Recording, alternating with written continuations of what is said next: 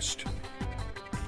And if you've been out venturing around trying to clean up things, you realize that those little blocks of ice is basically what we're dealing with. I call it sleetcrete. Just like concrete, it stacks real good. Please be mindful if you are cleaning off your cars that you do clean them before you head out on the highway, because you do not want those slabs of ice on your car coming off on somebody else. So make sure you do that. Here is a frigid start this morning, 8 at Stewart's Draft from Beverly Oberg, but a beautiful sunrise. And there's a look at our frozen landscape as seen from Afton from Jordan Haig. As far as our visible satellite picture, this was from earlier today, but you'll notice what's not moving, and that is the snow and ice cover that is on the ground here across the Commonwealth. Let it go one more time, and there it is, pretty extensive. Let's take a look at our numbers. Made it up to a high of 33 today. We're currently 31. Winds are out of the southwest. Air mass very dry with those dew points.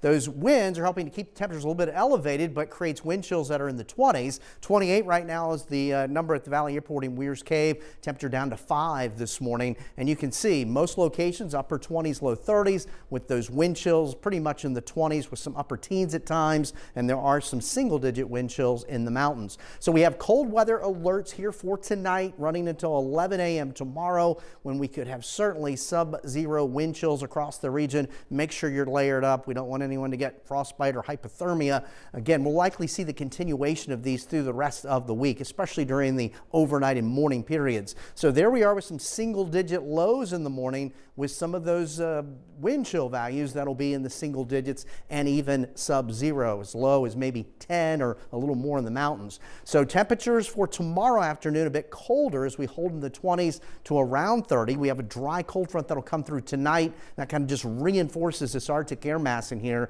and we'll deal with that really through the end of the week. More clouds on Friday. Next big thing is maybe the potential for a storm this weekend, but there are so many unknowns here on a Tuesday, and there'll likely be some more unknowns tomorrow. But the idea is that there'll be energy moving down from the Great Lakes, pivoting around an area of low pressure across eastern Canada that will spawn a storm. And the contrast in temperatures across the continent and across the Atlantic Ocean helps to fuel these. And of course, historically, any nor'easter coastal storm in the wintertime has to be watched closely. It's sort of like a ticking time bomb once they get going. But how close to the coast or how far offshore, that plays big into how much snow we may or may not receive going forward. So a lot can change, and we'll continue to monitor that for the weekend. In the meantime, a couple of fronts will come through dry, just reinforcing this Arctic air mass in here, which is certainly entrenched across basically the half of the country. So this trough in different phase or form will continue to persist right through this week and right into next week. Single digit temperatures tonight, sub-zero wind chills,